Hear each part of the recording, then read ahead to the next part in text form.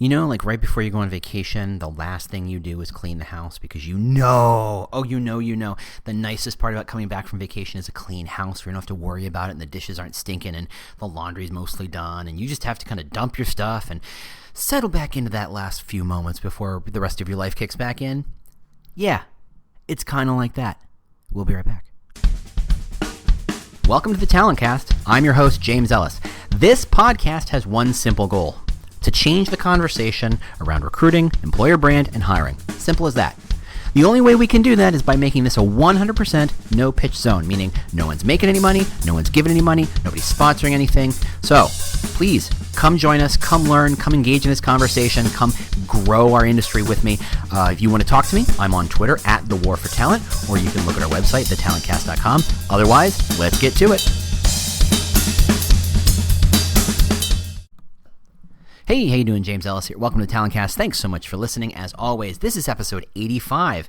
I know. I can't believe it either. We're on our way to 100 this year, but I'm taking a quick summer break just because, and this is the only reason I'm doing this, is because I want to make sure none of these are duds. I want to make sure that every single one of these podcasts has something useful, valuable, interesting, useful, insightful. I don't know, patting myself in the back here a little too hard, I guess, but something that is not a complete and total waste of your time. And I always worry that I'm either being redundant or I've said this before, am I, treading over well-trodden ground and whatever. So I just want to make sure that I take a little break, make sure, regroup a little bit and make sure I'm doing great episodes. So before I get into this episode, which is definitely a special episode, quick housekeeping. I'm going to be at Social Recruiting Strategies Conference in Austin in August. Come say hello. I will be the second to last. I will be doing the luggage event. It's going to be fantastic. I'm going to talk about the power of headlines, subject lines, and whatnot. So definitely want to show up for that if you hadn't already planned on attending. I mean, it's August in Austin. How can you go wrong? Bring lots of water. Anyway, I was on the Career Arc webinar last week. It was a lot of fun. I'll make sure to throw a link to the recording in the show notes so you can listen to that. My favorite feedback is that I gave too much information. Okay, you're right. I should give less information. That's what we should do here. Whew, boy. Anyway, so any other housekeeping? I will definitely be back by the first week of September for sure. Maybe I will be unable to not hit the microphone in the 2 months between now and then, and maybe I'll throw in a special one. But for right now, let's get to it. So here's the deal.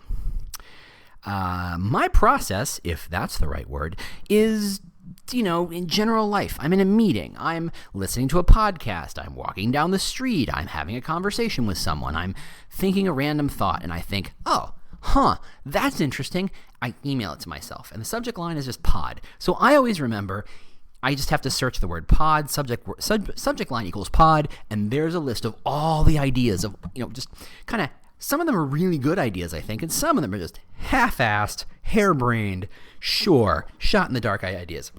And every week before I step up to the microphone, I go kind of skim them and go, oh yeah, that's the one I want to talk about, and away we go. The thing is, I got a lot of stuff here, and I went and scraped all my unused pod notes, and that's what our episode's going to be. There's going to be a lot of stuff. I do not know if this will take 20 minutes or take an hour and 20 minutes. I have no idea what's about to happen, but I'm just going to run through them as fast as I can come up with them and see them. I'm going to give as much commentary as I think they need, and you can decide if they're useful. And if they are, say something, and maybe we'll do a full-on deep dive on it. Otherwise, hey, it's an interesting idea. We should think about it. First one, and this is probably reverse chronological based on how I'm collecting these things. The note is employee advocacy a social strategy or an employer brand strategy? I bring that up because I was definitely reading Jordan Sumber's book on employee advocacy, which I think you should absolutely pick up. It's $5 whole.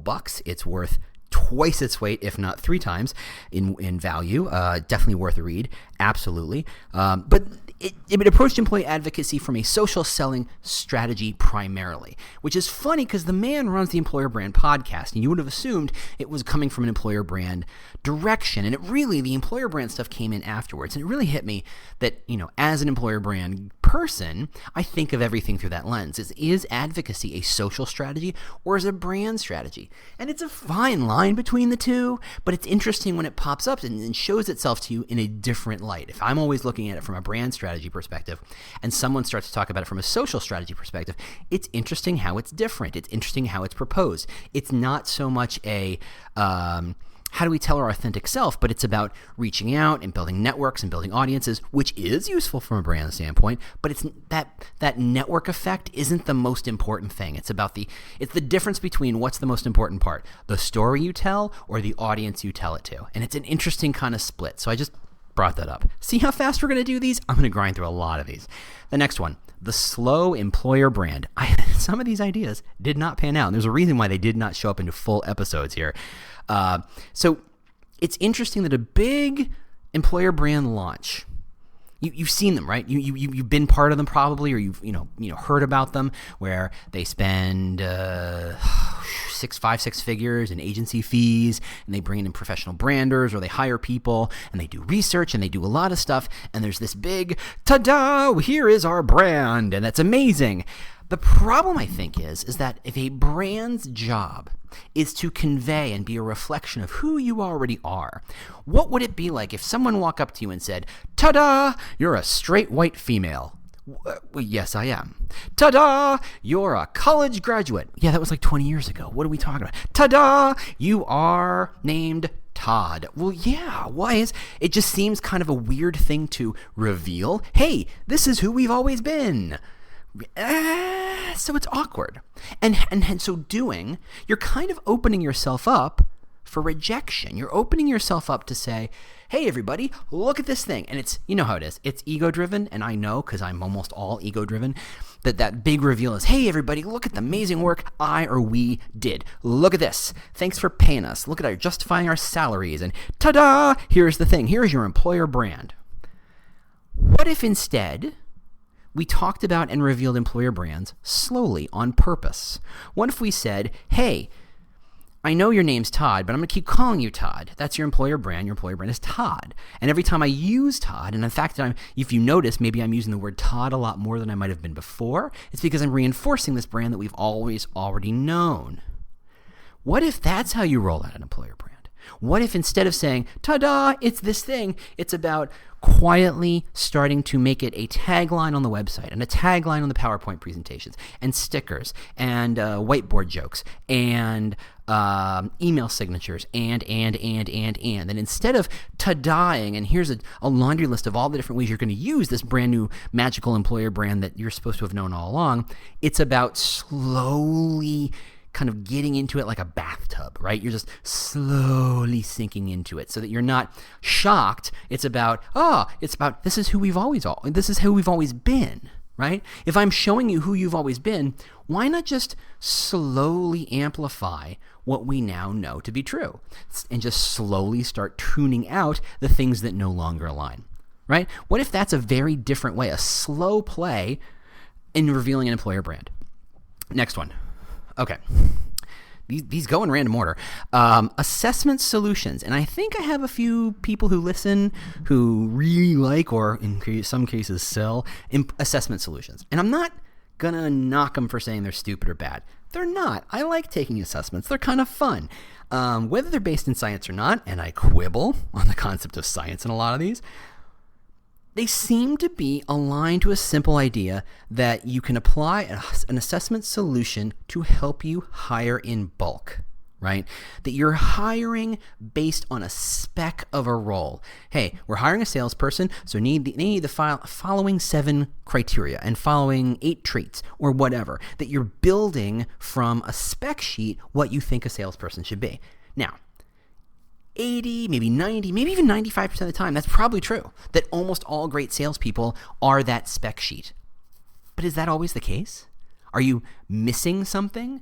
What if us focusing on assessments is forcing you, I guess the question is, are you revealing more good salespeople, in this example, than you're rejecting who might have been good salespeople because they didn't meet the spec, right? It's a lot like saying, look, I found a couple of people you might have missed because they were diamonds in the rough, but I'm throwing out these other diamonds in the rough because they don't fit, but they could have been amazing.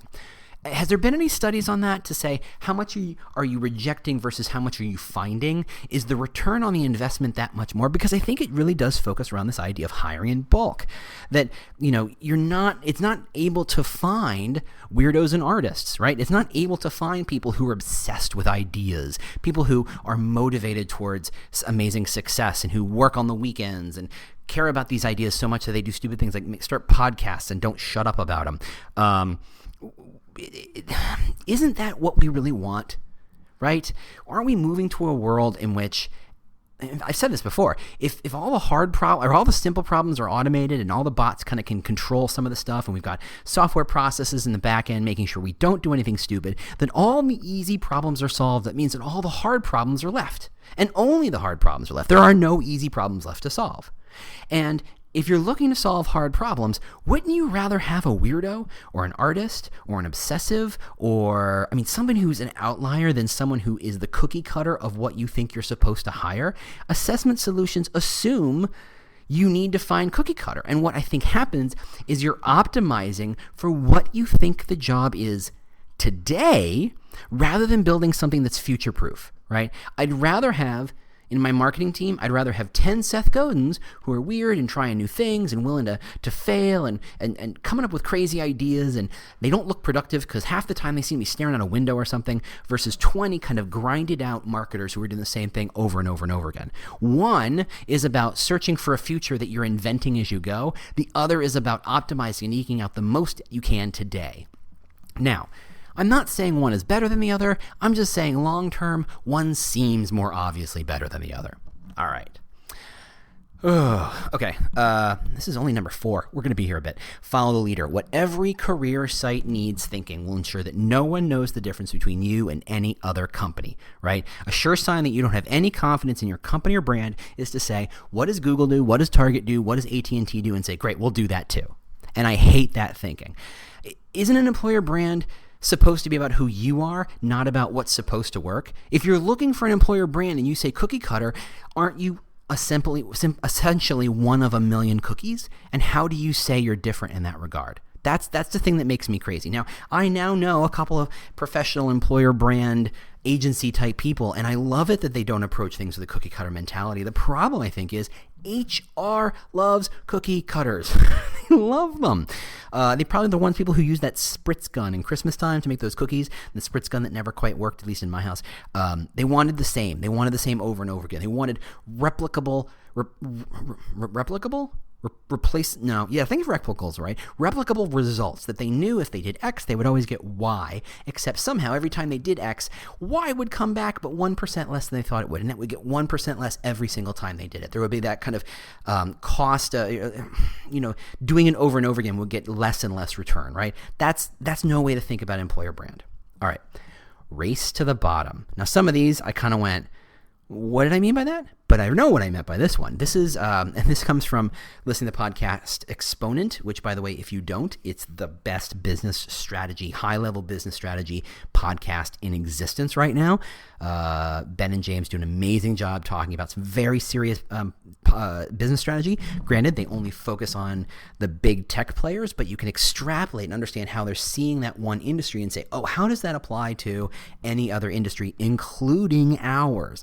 And one of the things they talk about is a race towards the bottom, and that is you start to optimize and you start to focus on lowering your costs as much as possible, which means you need to commoditize your offering such that you know it's the same over and over and over and over again. And so optimization and a lack of we're not having any screw-ups or not having any imperfectly or non-spec materials is the focus. That you're looking for that Six Sigma, right? You're 99.999% right every single time. That's how you get a great, perfect, consistent product, except when you can make it consistent, anybody can make it consistent, and suddenly it's a race to the bottom. How fast can you lower your prices because you're just a commodity? I mean, if you're going to go buy sugar at the grocery store, do you buy a name brand sugar? Does it matter if it's Domino or if it's grocery store? Here in the States, Domino is a brand. I think they only do sugar, and I think they're famous for having a huge plant out in Baltimore, which was mentioned in The Wire, and I don't know why I had to mention that. But anyway, and you can tell just how good the coffee is today. Is the sugar at Domino better than the sugar at the grocery store? No, it's a commodity. And you're really just going, oh, look, that's 3 cents less a pound. I will buy the cheapo stuff. That's no way to be. When it comes to hiring and recruiting and being a company, that's no way to be. And so much of the tools we are being offered in the recruitment, marketing, employer brand space are about optimizing for now, focusing on how do we lower costs to get exactly what we want now? How do we become a commodity? And I hate that. I think that's no way to be. I've made a joke in forums about employer brand doesn't need a big budget. It doesn't need $1 million to do something. If you've got a great brand, if you've got a great sense of who you are, you just need some dry erase markers or some sidewalk chalk to kind of spell it out to people. You don't need a huge thing. But so many companies are here to say, oh, this is 15,000, or oh, this is 50,000, or oh, this is 150,000. And they say, this is how you promote it. And people say, okay, well, 1 million other companies have done that, so I guess I will too. And suddenly it's about how do you optimize your process using that tool. It's not about thinking strategically. It's about being tool-focused instead of brand-focused. And I think that's a horrible way to do it. Next, what would happen if you asked every employee if they would choose to work here if they knew what they knew now? Oh, this is a good one. This is a terrifying question that should be on every single company's pulse surveys or employee engagement surveys or whatever the heck you call it. And that is, hey, if you knew then what you knew now, would you still take this job?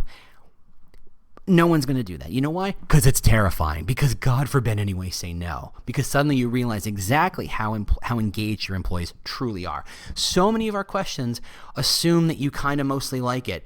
It's questions like, hey, in 5 years, would you still work here? That's not based on the company. That's based on 1 million factors. And it's very easy for an executive to say, oh, only 70% of the people see themselves in here in 5 years. That's a pretty good number, except they know that there's no way that 70% of these people are going to be here in 5 years, given turnover, given trends in hiring and mobility. There's no way. And they think, oh, 70%, that's a pretty good number because it's insane, because it's absolutely insane. Or if people say, oh, 30%, that's a problem, you can say, yes, but it's because they expect to get MBAs and degrees and other experience to get jobs that we don't offer, so it's okay that they go out the door. It's a nice, safe number. It doesn't scare you into doing anything. It doesn't scare you into action. A question like this that says, if you knew then what you knew now, would you even think of taking this job? That's terrifying, because that is a litmus test. That is a gut punch of a question. That is a not even messing around. Would you take this job? That is a raw question, and no one ever wants to use it, and I really wish we would. That includes myself. I really wish I could convince people at my day job to do that. Branding, employer brand yields a premium, allowing you to punch above your weight in the hiring world, right? Isn't that the value of employer branding more than anything else? And I was just at Talent Brand Summit, and we talked about how do you measure the ROI of employer brand in all the different ways, and there's all sorts of great metrics, and I'm a big fan of duration in seat, as everybody knows, or duration of empty seat, as by now you figured out. But the other one really is, and if there's a way to measure it, that'd be great. But the ultimate value of employer brand is that you get to punch above your weight. Right? If you're a company of 100 people, on the face of it, there's no way you could compete for talent at Google, right? Or Facebook, or Amazon, or Apple, or any of the big companies that seem to throw money at people because you're like, I can't afford to throw money at my people. I can't compete. But if you have an amazing brand, you can. If you are Sephora and you're dedicated in being women first, you can hire women away from those companies. Even though you're probably spending less money per person, people are taking a pay cut to be in a place surrounded by other people who are women, who are building a community they care about, and the organization is women first. That is worth taking a pay cut for. If you can figure out what it is that you offer that is worth taking a pay cut for, amplifying it, that's an employer brand that allows you to punch above your weight. Employer brand says the money's not important, right? That's the core of the employer brand. Now, how you measure it, I have no idea, but it's a note, and I wrote it down, and now you get to know it. A great employer brand directs the prospect to consider something more. I'm literally reading these and going, what the hell did I mean by that? And that is to say, you need to think about the opportunities outside the obvious. So, for a long time, and again, I'm old, I'm coming on 46, I'm 46 now? 45? I don't know how old I am. Oh my goodness. I think I'm 45, 46, whatever. Doesn't matter. And I've been in this industry, I've been doing recruiting and been around recruiters for so long. I know a time in which every developer and everybody who knew IT said, I want to work for an IT company. Well, does that mean a bank? No. Does that mean a hospital? No. Does that mean a large, company? Does that mean AT&T? No. I want to work for a tech company. that back when AT&T was about phones, right? But those companies need IT and development support just as much as Microsoft and Netflix and all those other companies. The problem is people in the tech space want tech companies. If you have an amazing employer brand, it allows people to consider companies and spaces and industries that were not obvious to them, right? Every kid coming out of college in the last 10 years has sent a resume to Google just in case, because you never know. No one ever gets that call, but you never know. And so they think, that's a company I want to be at. That's the obvious company. And you can insert Facebook, or you can insert, God help you, Snapchat, or maybe one of any number of companies that every college kid seems to want to work for. They shoot that resume and they say, hope for the best. And none of them ever get that call. How do you get them into a hospital? How do you get them into a startup? How do you get them into a bank? How do you get them into a financial institution? How do you get them into a franchised healthcare space? That's called employer brand. That's what it's all about. All right. The invisible employer brand. Do you need to state your employer brand? I'm still wrestling with this one. This is a freebie. If you think this is interesting like I think this is interesting, speak up. But so much of employer brand is about, okay, we're coming up with our EVP and we're going to spell it out. And we're going to stick it in a binder and it's going to have some pillars. And we put it also in the binder too. And everybody in the companies are supposed to know what that EVP and those pillars are. And then we turn that into a tagline or a communication strategy or brand architecture, whatever the hell you think it is. Something publicly facing. And maybe there's a logo and who cares. Do you have to? At Talent Brand Summit, I bumped into Allison over at SAS. Hey, Allison, how you doing? And I was actually saying, look, I've mentioned your company rather a couple of times in the podcast, and I said, what is it like to be doing employer brand in what effectively is the most old school of employer brand success story, and that is SAS. And we've talked about it before. This is a company in Cary, North Carolina, that they don't pay very well necessarily. They pay median or maybe slightly below median, but the amount of care they take in their employees, that there's a gym on site, that there's a laundry service on site, that you can just stitch your name in the gym, your gym shorts, and when you're done with the gym, you throw them in the hamper and they wash them and they fold them, they stick them in your locker so it's ready for the next day, that there's childcare on service and healthcare on service and food and all the stuff that you could ever possibly want. At 5:30, they close up the doors and you're not allowed to be at work, right? They care about the employees. That was so famous that Fast Company talked about them in the 90s, back before anybody knew what the hell employer brand was in this country. They said, this is a company that cares about X, and they do everything about X. And I said, what is it like to manage an employer brand in a company where everybody were invented or was the face of employer brand in this country for so long? She says, it's hard because everybody knows who you are already. You don't have to reestablish it again, right? And I don't want to get into our conversation. It was a pretty short conversation, but it sparks in me this idea of, do you need to project it? Do you simply need to say, and you think back to SAS, when they first started, they said, we don't have to advertise that we have amazing benefits. Why? Because our employees should be advertising that fact for us. Our recruiters should be advertising that fact for us. You say, hey, would you like to talk to SAS? Who? Never heard of you. Well, it's this company that does this, but let me tell you what's special about us. Benefit, perk. Oh, really? 5:30? Close the doors every single day? You do laundry on the site? There's childcare on site? Yeah, sure, I'll talk to you. Bam. Is there an EVP that has to be stated? Maybe not. Maybe it's simply the culture, the core of who this company is. Fast forward 20 years, here we are now, and do you need to compete with the 18 to 20 million businesses in North America alone? Do you need to have a stated employer brand? And I don't know that you do, but I don't know that you don't. So it's a question I have lingering. This is, how do you connect with, align to, and communicate out your employer brand without having an employer brand? Can it be done? And I still wonder about that. But, here we go. This is the kitchen sink episode. How long does your employer brand live? Whoa. In the case of SAS, at least 20 years, apparently. How often do you have to refresh that? How often do you have to go back to the well and say, who are we now? What are we all about? That's an open question. I don't have any other notes other than, have we thought about that? Does anybody have any research on that? Has anybody have an experience with that, of having to change their employer brand on a regular basis? There's a great example currently happening right now in the name of Uber, where a year ago they were company non grata for anybody who was not a total dude bro or not a screaming asshole. Hi, how you doing? Sorry if you worked there, but you were a bunch of screaming assholes and you know it, so don't deny it. Maybe not you personally, but that's what your company was. Anyway, Dara's trying to turn it around and he's doing an okay job. He's still had a couple of bumps along the way where he's been a kind of a jerk to people in the press in a way that says, hey, the perception you're trying to turn around, that's not helping. But how long does it live, and how often do you need to change it? Does it require a kind of crisis before you have to turn it around, before you have to invest it and figure out what you need to do next? It's an open question. This is a note, and this is one of those things where you're like, I got to think about this more. The smaller the company, the more important your employer brand is. Okay, here's what I'm thinking. If you're a Fortune 100 company, whatever you want to call it, a big, massive brand, and maybe this is true on the consumer side. If you have a broadly known consumer brand, you don't really need to spell out your employer brand. Look at Google. For a long time, everybody wanted to work there, not because of the M&Ms and the food and all that stuff, but because they used great tools. And we're talking 15, 20 years ago, back before they were spending lavishly on people, back before they had every perk under the sun, but they were trying something new, and they were willing to try something, and they were very public about the whole, everybody gets 20% of their time to do whatever project they want, a policy that I don't think is still in place for the most part. Does that surprise you? Yeah, right.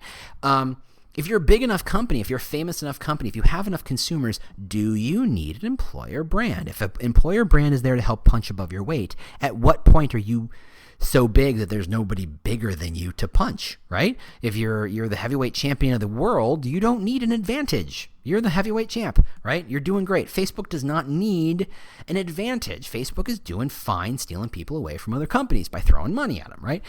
So what is an employer brand more important for smaller, less public, less consumer-focused companies? And I think it is. And I only say that because this only connects to me because so many people I interact with, both on this podcast and in conferences and in webinars, they don't come from Google. They don't come from Facebook. They don't come from the massive companies who don't really need a lot of help. They come from hospitals and trucking companies and dental franchises and these companies that most people never heard of that probably have a commercial once every blue moon, if at all. How the employer brand is more important to them than it is to Google. That's just what I wanted to put out there. All right, we're more than halfway done, so let me check in the time. 26 minutes. Good Lord. If you're all hanging in there, bless you. Thank you. Let's keep it going. Your job is to make people care first, the sales come second. And that is to say, if you force the sale on someone, in this case, when you talk about from the recruiter standpoint, if you force the job on them and you convert them and you persuade them and you cajole them into taking more information, you're going to have a limited value. If you're focused purely on closing, there's only so much impact you can have. But if your job, instead of saying, I need to change my closing rate from 50% to 70%, but if instead you said, my job is to make people care first, well, that's a whole different way of looking at recruiting, recruitment, marketing, employer brand. That is to say, when I say my job is to make people care first, what are they caring about? Who would care about it? Why would they care about it? And if you can answer those questions, suddenly the conversation changes. You're not cajoling people into showing up for phone screeners. You're not cajoling people and begging people to show up to interviews and maybe considering this offer and maybe taking a 5% pay raise and to move to wherever the hell to take this potential job where you're begging people to kind of make this change. What if you said, I need you to care about this idea, whether it's an idea about themselves, whether it's an idea that's external to everybody. If you can care about this idea and this is why you care about this idea, we're the kind of company you want to talk to. And once you get people to care, the sales happens automatically. The conversion, the recruiting, the job acceptance happens automatically. Quick interruption. The goal here is to change the conversation around recruiting, hiring, and employer brand. The only way we can achieve that goal is with your help. And that is not with money, not with sponsorship. No. It's to just simply share us and review us. Simple as that. Just review us wherever you get podcasts, share us on social media, say nice things about us or complain about us. That really is completely fair. That's all we really ask. That's all. Thanks so much for joining us, and let's get back to the show. Okay, there's only a couple bullets left.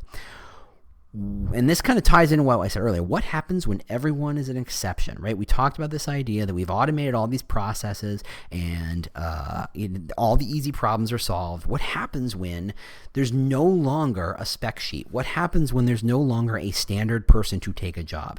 If you can find a standard process for sales or recruiting or guess what? Bot's going to do it in the next 5 years. Buy right? You get that, right? If you do the exact same interview process every single time, why not throw it to a bot? Why not video record it, speed through it, have the bot listen for particular words, find people automatically. They can listen to 1 million people instead of a recruiter who can only listen to a certain number of people a given day. Suddenly you can cast your net far wider, and anything that might be lost in effectiveness or efficiency will get returned doubly in the value of reach, right? And value of quantity. If that's the case, the way we're going, that's fine if you always want cogs. If you're looking for the cheapest cog, if you're looking for the most cog-like cog, that's an easy thing to do. But when we're all moving towards a world in which we are all in some way artists, we are all in some way weirdos, we are all in some way focused on this thing. And I think anybody who's successful at their job is a weirdo, is a strange artist, is someone who has that little twinge of obsessiveness to say, I really care about making sure this project, product, role, process, whatever it is, outcome is the best it can be. That's who you want to hire. And that is the only person you want to hire, someone who cares so much about the outcome that they put that much more effort into it, right? That's who you want. How do you find that when you're just looking for a cog? Just putting that out there, just thinking about it. Talent is a moving target. I think I sort of touched on this a long time ago. If I'm hiring person X today, that kind of model is very transactional. That is to say, if I'm looking for a salesperson or a lawyer or a risk analyst or a business analyst or a business, whatever, I don't care. If you're looking for someone who does X today and you're optimizer on, they need to be the best person who can do X today because what we do today is X, and you don't think, what am I doing tomorrow? Who are you hiring? You need to find someone who can move into Y or whatever that new model is. You know that in the next year, your business analyst is going to go from Excel and do deep dives in Tableau and some other really complicated data analytics tools. You better be asking if they know Tableau. You better be asking how quickly they can learn Tableau. But that stuff doesn't come up. What you're doing, what everybody tends to do, and I'm painting with an insanely broad brush, right, is that you're focused on what is the job today. We wrote this job description. We're going to measure people against this job description, which is a snapshot of what is today. But the second we took the snapshot, by the way, the validity of that snapshot started to decay very quickly and almost instantaneously, and suddenly it's shifting. And the speed at which jobs change is getting faster and faster. Recruiters notwithstanding, because let's be fair, recruiters still do, with the exception of sourcing tools and Google, recruiters do the exact same job as they did 50 years ago. For the most part, I'm painting with a broad brush. I love my recruiters, but let's be fair, your industry hasn't changed very much. So if you know the world is changing, how do you hire someone for the future? And the answer is you hire artists, you hire weirdos. You stop running the job description checklist and you start thinking, who is amazing? You start collecting talent, not hiring for a checklist, right? Employer branding is deep branding, and I put deep branding in quotes. Again, not all these ideas are winners. It's just where my head was. This idea that, and I think I'm stealing this from Simon Burrows to some extent, who, for all intents and purposes, invented the concept of employer brand, said, here's the trick about employer brand and why it's different and harder from product branding is that in the end, I sell you product X and you don't like it. That's a choice, and maybe you don't tell anybody, or maybe you're like, okay, it didn't quite fit. It just wasn't quite as advertised. Meh. If I sell you a job and you now have to live with that thing for a year, I can't lie. I can't pretend that you're going to be you're going to have an amazing time when this is going to be a slog of a job. Because the second you show up, you're like, this isn't amazing. This is a slog of a job. You had better understand that brand inside and out. You had better have it deeply embedded into people's souls, right? You have better connect it not just to the now and the acceptance and the job application, which unfortunately so much of what we do is measured against this transactional, yeah, sure, I guess. And of course, we're investing so much in tools that make that process easier. We're making it easier for people to apply. We're making that runway to the application or runway to the job offer as slippery as possible so people naturally glide to that. And then we're shocked when our acceptance rates are 40 or 50%. It's like, well, we didn't pre-screen them out early on in the beginning. We didn't promote who our brand truly was at the beginning when it mattered. We started to sell at day one, and when we're shocked when they look around and say, this isn't what I was sold at the moment of offer, or worse, after, and they say, yeah, I'm not going to do this. You have to get deeper with employer brand. It has to connect at a deeper level than I chose product X over product Y, Ford versus Toyota, Coke versus Pepsi, right? Employer, oh man. I'm sorry, I'm giggling to myself because I remember writing this one. Employee experience is a lie, except when it isn't. Well, gosh. The coffee is delicious, and I can't believe I write some of the stuff. That means nothing except in my head it made some sort of sense. Okay, why do people work? Is it to get a paycheck? Well, if that's true, employee experience is crucial because you can get a paycheck anywhere. Employer experience is the thing you have to put on top of salary to make the salary make more sense. However, there's something bigger than that we ignore, and that is purpose, right? Whether it's group purpose, personal purpose, mission purpose. If the purpose is more clear, the experience doesn't have to be as important. In fact, what happens is the more clear the purpose of the company, the person is, the less important the employer experience is. How do I know? I look at teachers and I look at Marines. I look at people who get shot at on a regular basis, and I look at people who get paid crap every day but show up every single day. These are people who decided, look, hey, people who join armed forces, they're not lavished with lush and luxe accommodations and great salaries and great perks. They have crappy perks, and it's not an easy place to be, and it's not a wonderful place to be. Overall, the employer experience is pretty bad. It's probably near dismal, and yet people still do it. And in fact, people love to do it. Why? Because there's a purpose involved. I saw this in a nonprofit sector a million years ago when it turns out that, okay, I'm willing to take a little less money, and I'm willing to work on a slightly less good computer. I'm willing to take a job in an office where it's not as bright and sunny, but I'm working alongside people who are similarly motivated by the ultimate goal, and that's what matters. What people want is impact, and the employer experience is a patina we put on to polish things up when we can't provide the purpose. Now, if you're working at the Gap, or you're working at Burger King or McDonald's, or you're working on some sort of basic retail commoditized job, you're right. Employee experience is everything. Because selling a sweater or selling a burger is not a purpose. It's a job. If what you're selling is a job, employee experience is crucial. If what you're selling is something bigger than a job, employee experience is almost unnecessary. Fight me. I'm not kidding. Bring it. I got that one. All right. Two more. Employees want to love that job. Oh, I'm sorry. Employees want to love their jobs, right? Can we just assume that everybody who wants a job wants to love their job? Now go look at the data that shows how many people actually love their job. It boggles the mind. People want to. This isn't something you have to foist on people. You shouldn't have to persuade people to love their job, and yet somehow so few people do. That should just indicate how crappy a job companies are doing, and let's go ahead and say all of our companies, and I'll throw in with that too. How crappy a job every company is doing reminding people that they should and can love their job. This is a low bar. People come in wanting the ice cream and we can't sell them ice cream. There's something horribly, horribly wrong, and that's exactly what we're seeing. Last one. You know what? Actually, that was the last one. That one I've already done. Double checking my list while I'm talking, which is kind of funny to do. Oh, last one. Yeah, here it is. This is for my friends in social recruiting.